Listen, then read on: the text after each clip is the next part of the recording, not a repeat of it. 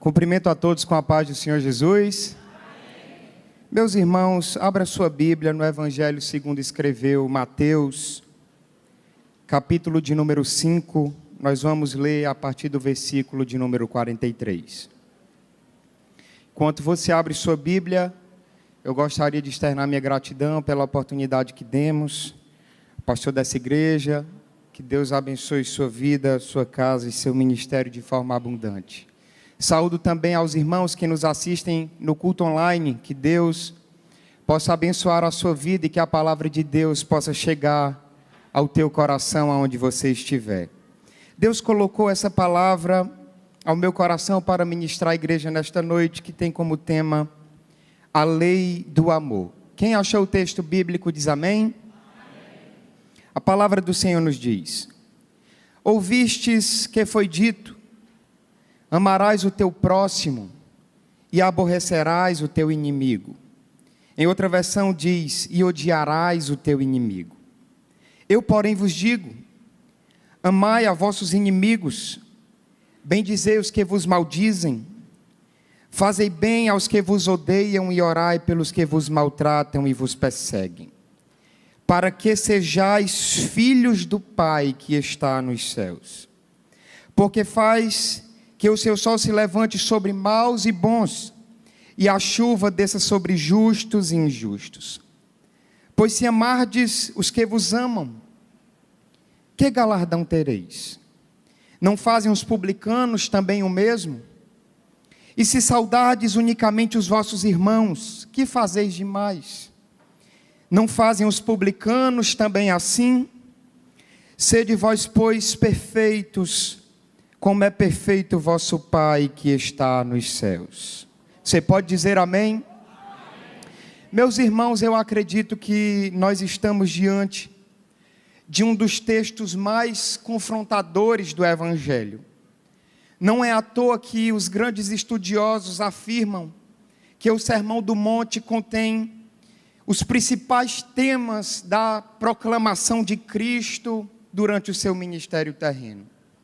A sua importância e relevância não se dá porque Cristo era mais um mestre que havia se levantado trazendo uma nova filosofia ao mundo. Jesus não estava simplesmente sentado em um monte, na condição de um mestre qualquer, dizendo às pessoas como elas deveriam se comportar e agir. Nós precisamos entender com clareza e profundidade o que de fato estava acontecendo naquele momento da história. O fato é que ao chamar os discípulos e posteriormente proclamar as bem-aventuranças no Sermão do Monte, Cristo estava anunciando e estabelecendo uma nova aliança de Deus com aqueles que Ele havia chamado. A mensagem de Jesus era muito clara, era muito objetiva, era muito contundente: sigam-me, porque através de mim Deus está fazendo algo novo no mundo. As bem-aventuranças fazem parte desse convite, dessa convocação de Deus ao mundo por meio de Cristo. Mas o que todos precisam entender é que o discurso de Cristo no Sermão do Monte não condiz apenas e não se trata de meros conselhos, de dicas de bem-estar, de como se deve viver uma vida boa e confortável. As bem-aventuranças são a proclamação das boas novas do Evangelho de Deus ao mundo por meio do Cristo de Deus. Jesus inaugurou e estabeleceu um novo caminho, meus irmãos. Jesus apresentou nos dias de seu ministério uma nova justiça que confunde a cabeça dos sábios. E todos aqueles que o seguem devem começar a viver de acordo com os ensinos que Cristo nos deixou aqui e agora. Portanto, o objetivo desta reflexão nessa noite é falar um pouco sobre a lei do amor que Cristo nos apresentou no Sermão do Monte.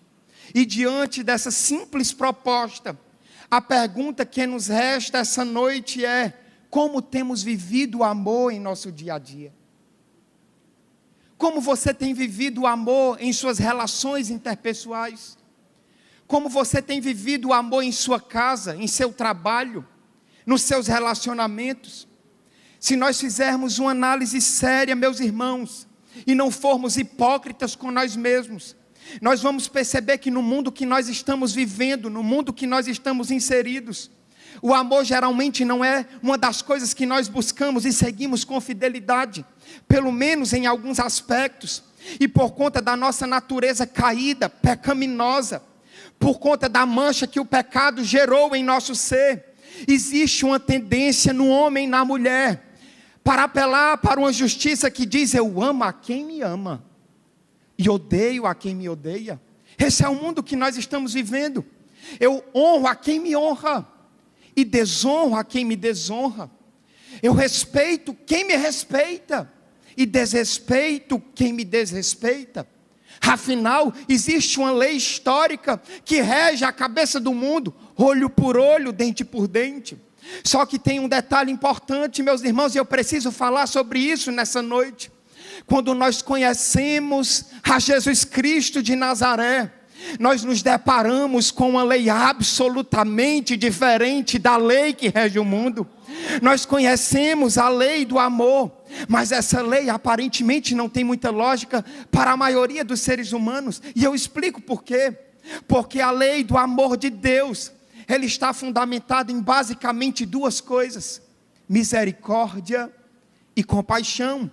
E por termos dificuldade de sermos misericordiosos e compassivos com os outros, nós temos também dificuldade de entendermos e de vivermos a lei do amor. Mas eu trago boas notícias nessa noite. Eu creio, meus irmãos, que o Evangelho de Jesus Cristo continua poderoso e tratando com a vida de homens e mulheres que se rendem à pessoa bendita de Jesus Cristo de Nazaré. Quantos continuam acreditando no poder transformador do Evangelho de Cristo? Voltemos-nos para o texto então. Ao lermos o texto que se encontra em Mateus, nós nos deparamos nos 2 primeiros versículos iniciais que lemos, com duas atitudes completamente diferentes, com duas atitudes completamente antagônicas. A primeira atitude é a atitude do homem natural. O homem natural é o homem que não conhece a Deus, é o homem que não foi transformado mediante o poder do Evangelho. E a segunda atitude é a atitude do próprio Cristo, do próprio Deus encarnado. Mas vamos por partes.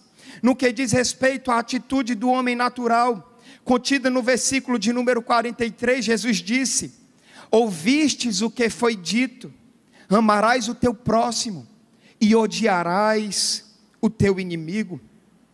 É claro, meus irmãos, que Cristo estava se referindo à lei do amor que Deus havia estabelecido na antiga aliança. O mandamento que diz: amarás o teu próximo como a ti mesmo, estava descrito em Levítico, mais precisamente no capítulo 19, versículo de número 18. E o texto em sua integralidade nos diz: não te vingarás, nem guardarás ira contra os filhos do teu povo, mas amarás o teu próximo como a ti mesmo. A lei contida no Antigo Testamento que dizia: amarás o teu próximo, fazia alusão específica aos filhos do teu povo, ou seja, se referia à nação de Israel especificamente. Em outras palavras, o que Cristo estava advertindo e ensinando é que os judeus, é que os israelitas deveriam amar o seu próximo. E o próximo nesse contexto se referia aos parentes, aos amigos, aos vizinhos e a todos aqueles que faziam parte daquela nação.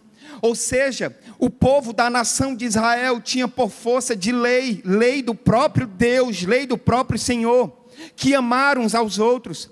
Mas Deus não se limitou a essa lei restritiva, bairrista, nacionalista. E Ele nos ensinou através da sua palavra, e sobretudo para os judeus, que eles precisariam amar os outros, eles precisariam amar além das fronteiras. É por isso que ele ensina na sua palavra, sobretudo no livro de Deuteronômio, que aquela nação precisaria observar e cuidar dos órfãos, das viúvas. Aquela nação precisaria amar e acolher os estrangeiros, dando roupa, dando alimento. Essa era a lei do Senhor para aquele povo. Todavia, e aqui eu chamo sua atenção, as autoridades religiosas do tempo de Jesus tiveram a audácia de burlar a lei de Deus. Eles deturparam a lei de Deus e acrescentaram à lei do Senhor a seguinte frase: e odiarás o teu inimigo.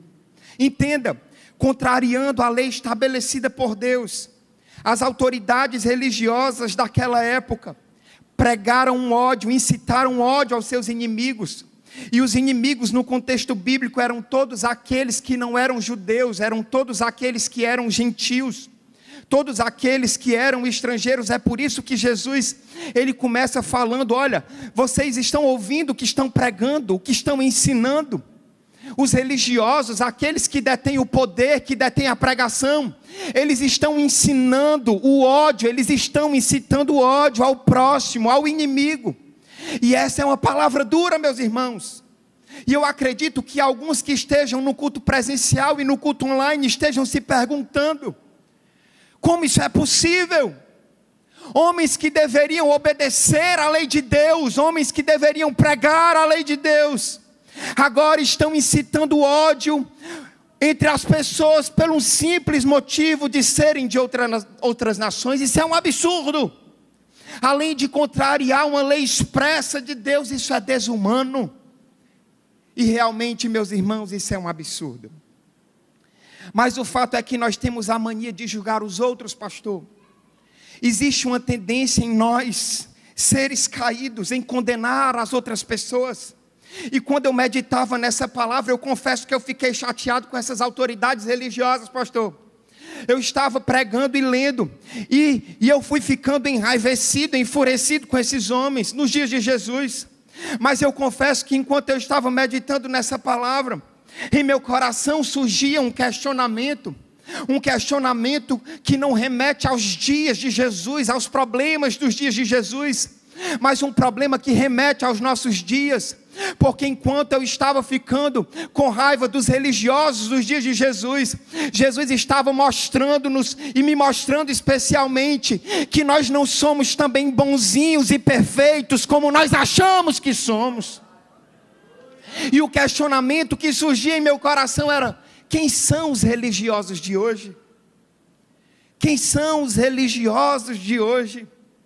E eu fiquei meditando sobre isso.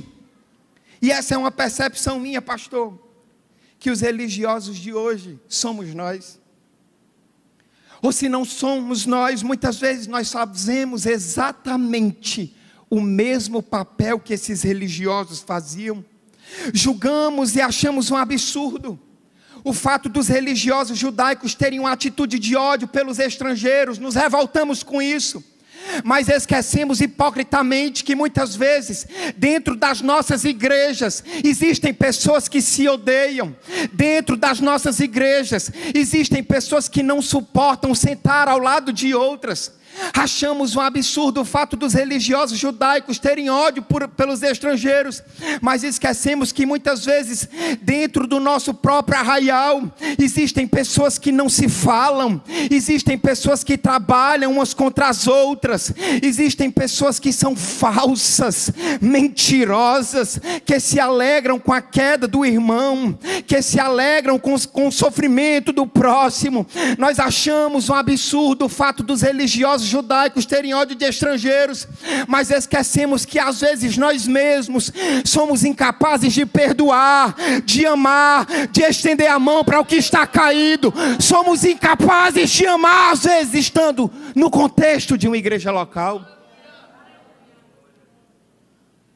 Nós estamos em um culto missionário, e a indagação que fica para todos nós nessa noite é: se nós não conseguimos amar as pessoas que nos cercam, se você não conseguir amar a sua esposa, meu irmão, se você não conseguir amar os seus filhos, se você não tiver a capacidade de amar as pessoas que frequentam a mesma igreja que você, se você não tiver a capacidade de amar, de acolher, de ser misericordioso com alguém que é seu irmão em Cristo, pelo amor de Deus, como é que nós vamos abrir a boca para dizer que fomos alcançados pelo Evangelho do Senhor? Como é que nós vamos abrir a boca e fazer missões? Porque se nós não amamos os nossos, como teremos a capacidade de amar aqueles que estão à margem da sociedade? Se você não ama muitas vezes o seu filho, se você não cuida muitas vezes da sua esposa, como é que você vai amar e cuidar de um doente, de um necessitado, de uma prostituta, de um drogado, de uma viúva, de um órfão, de um estrangeiro?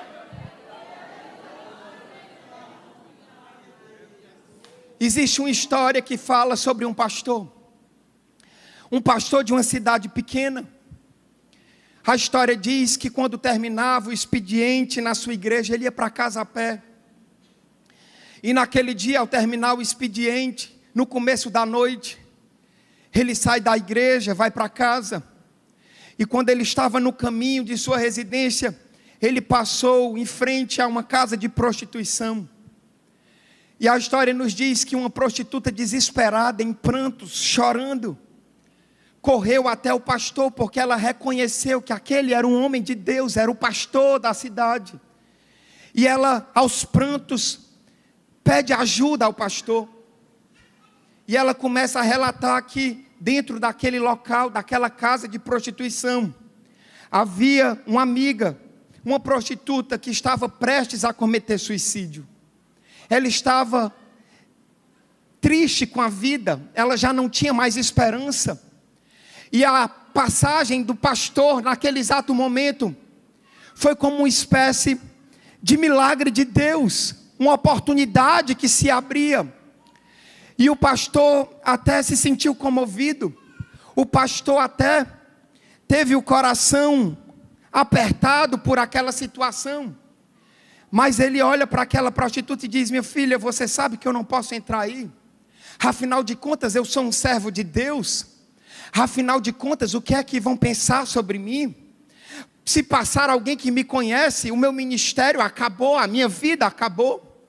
E aquele pastor se despede daquela mulher, chega até em casa, é recebido por sua esposa, a janta está cheirando sobre a mesa. A esposa daquele pastor lhe recebe com um abraço. Mas a primeira coisa que ele fala para sua esposa é tudo aquilo que havia ocorrido no meio do caminho. E depois de falar o ocorrido, ele termina o seu discurso bonito, religioso, dizendo: mas não se preocupe, meu amor, que eu não entrei naquela casa imunda, naquela casa de pecados. Afinal nós não podemos nos sujar, afinal nós não podemos nos misturar, afinal nós não podemos dar aparência do mal. Então fique tranquila, porque eu continuo sendo um bom pastor, um bom marido, um bom servo de Deus. E para a surpresa daquele pastor, a esposa dele disse: volte imediatamente, porque aquela vida é preciosa para Deus. Meus irmãos, essa é uma história tão simples, e são muitas as lições que nós podemos tirar desse exemplo. Mas a verdade é que existem vidas que estão se perdendo em nossa cidade exatamente agora. Enquanto muitas vezes nós estamos preocupados apenas com a opinião dos outros ao nosso respeito, existem vidas que estão caminhando para o inferno exatamente agora em nossa cidade, nesse bairro. Enquanto às vezes nós estamos preocupados, meus irmãos, apenas com a nossa própria reputação, com as nossas práticas religiosas por vezes mortas e sem sentido. Existem vidas que estão perecendo nessa cidade exatamente agora. E isso está acontecendo porque muitas vezes nós somos insensíveis e somos incapazes de sentir a dor das pessoas que estão perecendo. Isso está acontecendo em muitos cantos dessa cidade, em muitos cantos dessa nação, porque muitas vezes nós não temos a capacidade de amar como Cristo de fato ama essas pessoas. O que nós não podemos esquecer é do exemplo que Jesus deu ao doutor da lei em Lucas 10. É a história tão conhecida do bom samaritano. Jesus disse que descia um homem de Jerusalém para Jericó. Esse homem caiu nas mãos dos salteadores, os quais os despojaram, o espancaram e se retiraram, deixando-o caído na beira da estrada para morrer. E Jesus vai dizer que ali passou um sacerdote que talvez pregasse sobre o amor, um sacerdote que talvez se vestisse como tal, talvez estivesse saindo ou chegando ao templo, mas não havia amor no coração desse sacerdote. Mas Jesus vai dizer que ali vai passar um levita. A mesma esperança é reacesa, é reanimada. Mas a história nos mostra que o levita também não foi capaz de amar o que estava caído na estrada. E por fim vai passar o samaritano. Mas quem é o samaritano? É aquele que não era um judeu puro. Era aquele que deveria ser odiado. É aquele que deveria ser desprezado. É aquele que não deveria ser considerado. Era aquele que um judeu, para não passar por Samaria, dava uma volta muito grande, porque não queria lidar e nem se contaminar com eles. Pois é, mas foi esse samaritano que teve a capacidade de amar o que estava caído. E depois Jesus olha para o doutor da lei e faz a pergunta: qual pois desses três te parece que foi o próximo daquele que caiu nas mãos dos salteadores? E o doutor da lei disse: o que usou de misericórdia para com ele. Disse, pois, Jesus: pois vai e faze da mesma maneira. Eu quero lembrar a igreja nessa noite que aqueles que se dizem transformados pelo Evangelho de Jesus, aqueles que dizem por aí que são discípulos de Jesus, aqueles que de fato almejam fazer missões, você precisa entender que o amor está acima de todas as coisas. O amor está acima dos preconceitos, o amor está acima do que as pessoas possam achar sobre nós. O amor está acima do que as pessoas possam falar ao nosso respeito. Porque o Cristo que nós servimos e pregamos é o maior exemplo de como amar as pessoas e de como fazer missões. Quando eu olho para a história bíblica, eu vejo que Jesus não estava preocupado com a opinião dos religiosos de seu tempo. Jesus não estava preocupado com a opinião dos políticos de seu tempo. Jesus estava preocupado, meus irmãos, em levar luz para aqueles que estavam em trevas. Jesus estava preocupado em amar as pessoas de forma incondicional, reconhecendo o precioso valor que cada vida possui. É por isso que, diferente da atitude do homem natural, no versículo 43, Jesus começa o versículo 44 dizendo: não importa o que estão falando, não importa o que estão pregando por aí, eu porém vos digo, amai os vossos inimigos, bendizei os que vos maldizem, fazei bem aos que vos odeiam, e orai pelos que vos maltratam e vos perseguem. Meus irmãos, Jesus, ele vem apresentar neste versículo o novo e verdadeiro sentido da lei, em contraste com a interpretação equivocada e errônea dos religiosos judaicos de seu tempo. Jesus, ele não veio abolir a lei, ele veio para cumpri-la. E assim fazendo, Cristo agora apresenta o verdadeiro sentido da lei e suas implicações práticas do que Deus, por meio de sua vida, começou a fazer no mundo com o reino de Deus que é chegado. Jesus, através das boas novas, estava proclamando que juntamente com ele estava estabelecido o tempo da graça, o tempo da misericórdia, o tempo do perdão e o tempo do amor. Talvez o exemplo mais claro disso que eu estou falando nessa noite é daquela mulher que foi pega em adultério e foi levada até Jesus para ser apedrejada até a morte. A mulher estava em adultério, sim ou não? Sim ou não, gente? Existia uma lei que a condenava à morte, sim ou não? Pois segundo essa lei, aquela mulher não teria um segundo caminho senão a morte. Diante da lei, aquela mulher não teria uma segunda chance de se reerguer. Segundo a lei, aquela mulher não teria uma segunda chance de ser perdoada, de ser abraçada novamente. Mas eu louvo a Deus nessa noite, porque com Jesus é diferente. Porque com Jesus está estabelecido o tempo da graça sobre a nossa vida, o tempo da misericórdia, do perdão e do amor. Sabe o que foi que aconteceu com aquela mulher? Aquela mulher se tornou uma das mais fiéis seguidoras de Jesus Cristo. Sabe por quê? Porque o amor de Jesus, ele é transformador. E esse mesmo amor que transformou aquela mulher adúltera naquele dia, também transformou a nossa vida, sim, transformou a nossa existência. É por isso que nós estamos aqui nessa noite, porque o amor de Deus nos alcançou, porque a graça de Deus nos alcançou, porque as misericórdias de Deus estão sobre a sua vida e a sua casa. Por isso, meus irmãos, a importância de vivermos esse amor que conhecemos, e mais importante do que isso, de pregarmos esse amor que conhecemos e vivemos.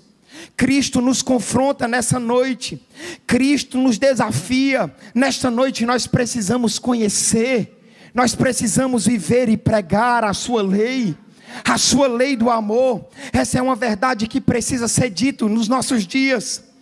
Todo o discurso do Sermão do Monte deixa claro que esse desafio do Senhor é para aqueles que foram transformados da sua condição natural para o desafio do sobrenatural em Deus.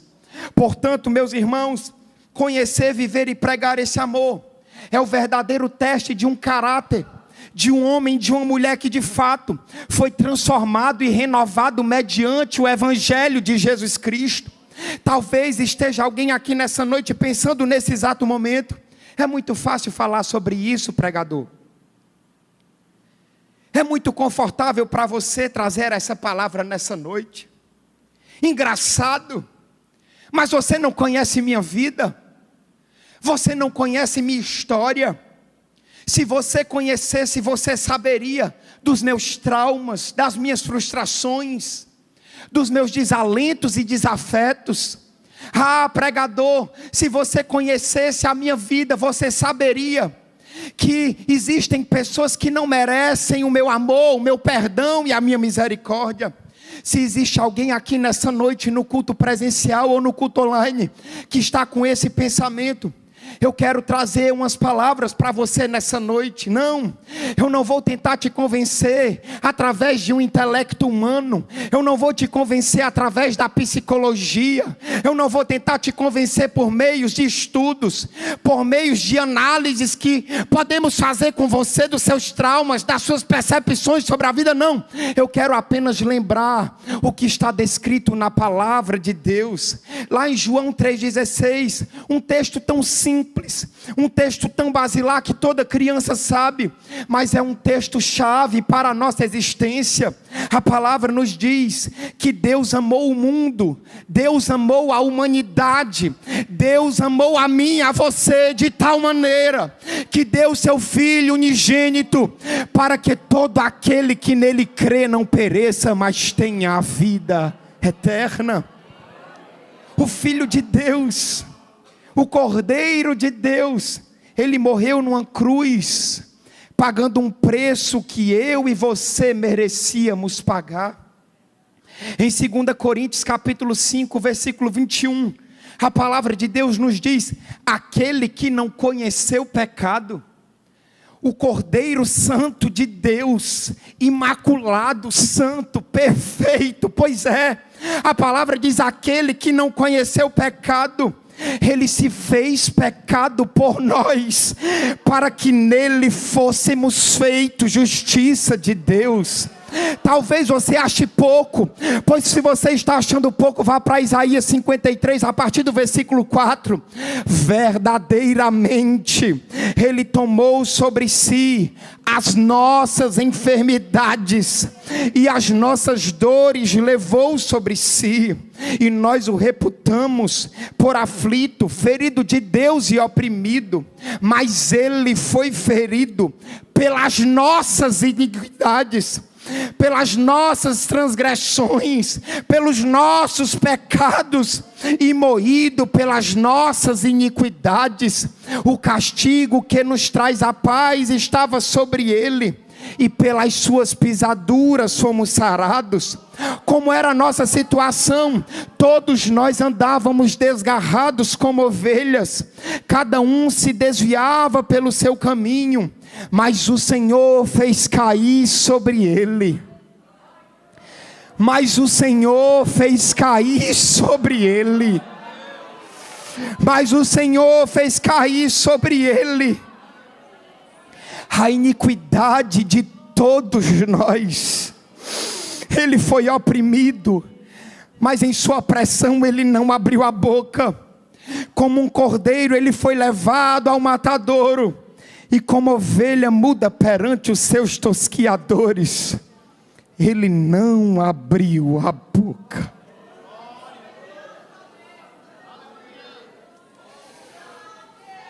Que amor é esse? Que amor é esse? Será que eu e você merecíamos esse amor?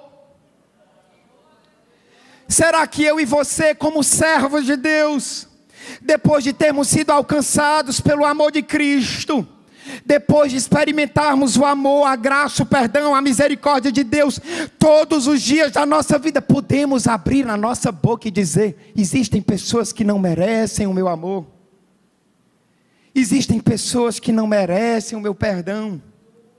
Deixa eu te lembrar uma coisa nessa noite: você só está aqui porque Deus te amou e continua te amando de forma incondicional. Você só está aqui porque Jesus morreu em um madeiro, para que hoje você pudesse ter vida e vida em abundância. Mas hoje Ele te desafia a viver a lei do amor. Mas eu também entendo que esse desafio são apenas para aqueles e aquelas que foram de fato transformados por Jesus. É interessante, pastor, que o grande autor John Stott, em seus estudos sobre o Sermão do Monte, ele vai dizer que diante dos ensinos de Jesus surgem dois grupos de pessoas. O primeiro grupo é aquele que diz que os ensinos de Cristo do Sermão do Monte são inalcançáveis, são utópicos, ninguém jamais poderá viver desta forma. Mas existe um segundo grupo, que é aquele que diz que qualquer pessoa, humanamente falando, poderá viver os ensinos que Cristo ensinou no Sermão do Monte. E no final, John Stott diz que os dois grupos estão completamente equivocados. Os dois grupos estão completamente errados. Por um lado, os ensinos de Jesus no Sermão do Monte não são utopia, não são inalcançáveis, são possíveis. Por outro lado, se focarmos apenas no plano terreno, nas nossas próprias forças e ferramentas, jamais conseguiremos viver de acordo com os ensinos que Cristo nos ensinou. Portanto, só existe um caminho, diz John Stott, para vivermos aquilo que Cristo nos deixou e nos ensinou no Sermão do Monte. Só existe um caminho para vivenciarmos em nossa vida e em nossa existência os ensinos de Cristo. Se de fato nascermos de novo, se de fato formos a habitação do Espírito Santo de Deus. E o questionamento que fica nessa noite é um pouco triste, porque existem tantas pessoas dentro da igreja que não conseguem ser misericordiosas, terem compaixão. Porque existem tantas pessoas dentro das nossas igrejas que não conseguem perdoar e amar. Porque essas pessoas precisam nascer de novo. Porque essas pessoas não foram ainda plenamente alcançadas pelo poder transformador do Evangelho de Jesus. Porque quem foi transformado pelo Evangelho de Jesus perdoa quem não merece, porque se lembra que foi perdoado quando não merecia. Quem foi alcançado pelo Evangelho transformador de Jesus ama quem não merece, acolhe quem não merece, abraça quem não merece, abençoa quem não merece, porque se lembra que foi extremamente amado quando não merecia. Mas eu me caminho para o final dessa mensagem, porque o meu tempo já acabou, trazendo um questionamento final.